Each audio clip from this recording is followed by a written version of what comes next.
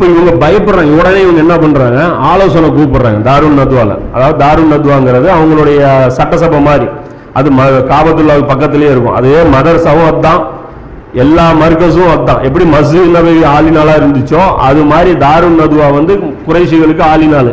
அப்ப அந்த இடத்துல வந்து என்ன பண்றாங்க, ஐடியா பண்றாங்க. இது மாதிரி அகவா இவங்க வந்துட்டு போயிட்டு இருக்கிறாங்க, இவரும் வந்து ஒரு குரூப்பா இவங்க கிளம்பி போயிட்டு இருக்கிறாங்க, முகமது இப்போ இருக்கிறாரு, இவரை வந்து இங்கேயே வச்சு முடிச்சிடலாமா இல்லை என்ன பண்ணலாம் அப்படின்னு சொல்லி ஆலோசனை பண்றாங்க. ஏன் இவங்களுக்கு பயம் அப்படின்னா, மதீனா வந்து இவங்களுக்கு வந்து ஒரு டேஞ்சர் பூமி. ஏன்னா இவங்களுடைய பிசினஸ் என்னங்கிறது சொல்லியிருந்தேன்ல, அது ரெண்டாவது பயன்ல சொல்லியிருந்தேன். இவங்க வந்து இந்த ஷாமுக்கும் இந்த யமனுக்கும் நடுவில் இவங்களுடைய இந்த டிரான்ஸ்போர்ட்டேஷன் தான் இவங்களுடைய மெயின் பிசினஸ். இப்ப ஷாமுங்கிற அந்த பலஸ்தீன் இருக்கு இல்லையா, அதை போகணும் அப்படின்னா மதீனாவை கிராஸ் பண்ணி தான் இவங்க போகணும். அப்ப மதீனாவை கிராஸ் பண்ணி போறது என்னைக்குமே இவங்களுக்கு ஆபத்தா போயிடும். அது முகமது போய் அந்த இடத்துல வந்து செட்டில் ஆயிட்டாரு அப்படின்னா நமக்கு என்னைக்கா இருந்தாலும் அது டேஞ்சரா போயிடும் அப்படிங்கிற அந்த விஷயம் வந்து அவங்க நினைச்சிருந்தாங்க. அப்ப ரெண்டாவது ரீசன் அவங்க பயந்தது ரசூலுல்லாஹ் மதீனாவுக்கு போறதை தடுக்கிறதுக்கு காரணம் என்ன அப்படின்னா, அதேதான், இந்த அரபுகள் எல்லாரையும் இவர் பணி வைக்கிறேன்னு சொல்லி சுத்திட்டு இருக்கிறாரு.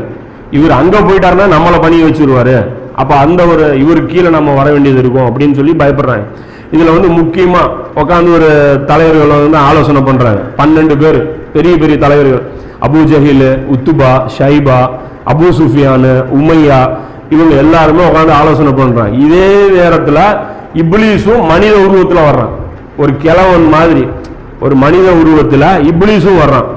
நேரா வந்து உட்காந்துக்கிறான் அந்த ஆலோசனை ஆளுக்கு கேட்டுட்டு இருக்காங்க, என்னென்ன பண்ணலாம், இந்த மாதிரி முகமதை என்ன பண்ணலாம் அப்படின்னு சொல்லி கேட்குறாங்க.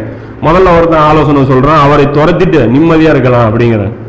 உடனே இப்லீஸ் சொல்றான், இவர் வெளியேறி மக்களை ஏற்கனவே மயக்கக்கூடிய ஆளு, அவர் வெளியே போய் எல்லாரையும் மயக்கி விட்டுருவாரு, என்னடா ஆலோசனை இதுக்கு சொல்ற நீ அப்படிங்கிற, இதெல்லாம் ஒரு ஆலோசனையா அப்படிங்கிற.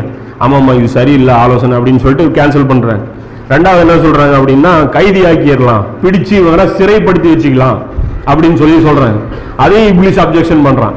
என்ன கைதி ஆக்கி தோழர்கள் பார்த்து சும்மா இருந்துருவாங்க, போனவங்களாம் அப்படியே திரும்பி வந்து கூட்டு போயிட மாட்டாங்க அப்படிங்கிறான். அடடா ஆமா இதுவும் சரி வராது அப்படிங்கிறான். மூணாவது ஆலோசனை சொல்றாங்க, கொன்றுலாம் அப்படின்னு சொன்னவொன்னே அவன் சொல்றான், இது ஆலோசனை, இதுதான் இப்பதான் இது ஐடியானா இதுதான் ஐடியா, இப்படி நீங்க கரெக்டா சொல்லிக்கிறீங்க அப்படின்னு சொல்லிட்டு எக்ஸ்ட்ரா ஒரு ஐடியா அவன் சொல்றான். என்ன அப்படின்னா, அவங்களுடைய குலத்தினர் வந்து உங்க மேல வந்து யார் கொள்றானோ அவன் பழி வாங்கப்படுவான்ல, அந்த குலத்தினர் வந்து பழி தீர்த்துருவாங்க. அப்ப என்னதான் ரசூல்லா வந்து ஏத்துக்காத ஆளா இருந்தாலும் இந்த பனி ஹாஷிம் கூடிய அந்த குலத்தினர் வந்து கொலையாயிருச்சு அப்படின்னா அது இஷ்யூ ஆயிரும். அப்ப அந்த டைம்ல என்ன சொல்றாங்க அப்படின்னா, அதுக்கு வந்து ஒரு ஆல்டர்னேட்டா ஒரு சூப்பர் ஐடியா யோசனை பண்ணலாம். என்ன அப்படின்னா, நம்ம எல்லா குலத்தில இருந்தும் ஒரு முக்கிய ஆட்களை வந்து தேர்ந்தெடுத்து, ஒரு ஆளை தேர்ந்தெடுத்து எல்லார் கையிலையும் வாழை கொடுத்து ஒரே நேரத்தில் அவரை கொலை பண்ணா யார் மூலமா கொலை செய்யப்பட்டாருங்கிறது தெரியாது. ஒரு கொலைக்கு 12 கொலை ஈடு ஆகாது. அதனால வேற வழி இல்லாம அவங்க நஷ்டஈடு வாங்கிக்குவாங்க, அந்த நஷ்டஈடை கொடுத்து நாம செட்டில் பண்ணிடலாம் அப்படின்னு சொல்லி இந்த ஆலோசனை வந்து அவன் சொல்றான். இது பாத்தீங்கன்னா ரஹீக்ல இருக்கு, 202வது பேஜ்லயும் 203வது பேஜ்லயும் இருக்கு. இது இப்னு ஹிஷாம்ங்கிற அந்த நூல்ல இந்த செய்தி வருது. இந்த இப்னு ஹிஷாம்ங்கிறத பொறுத்த வரைக்கும் இதுலயும் அறிவிப்பாளர் தொடர்பான வரக்கூடிய செய்தி தான். ஏன்னா ஒரு சரியான ஹதீஸ் கிதாப்ல கூட இந்த இப்னு ஹிஷாம் வந்து ரெஃபரன்ஸ் பண்ணி அது சுட்டி காட்டுறாங்க.